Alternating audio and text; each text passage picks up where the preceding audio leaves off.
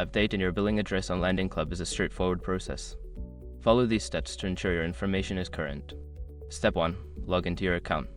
Visit the LendingClub website and log in using your username and password. Make sure you are accessing the correct account associated with your billing information. Step 2. Navigate to account settings. Don't continue before doing this. A lot of online accounts end up exposed in breaches without people even realizing it. Use SRUG to constantly monitor your email and accounts and get alerted immediately if your information gets leaked online. It scans billions of breached records 24/7 in the background. And honestly, for a few dollars a month, it's something everybody should probably have.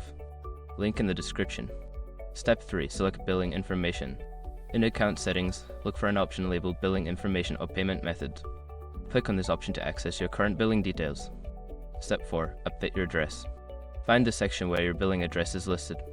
Enter your new billing address in the appropriate fields, ensuring all information is accurate and complete. Step 5. Save changes. After updating your address, look for a Save or Update button at the bottom of the page. Click this button to confirm your changes and ensure your new billing address is recorded.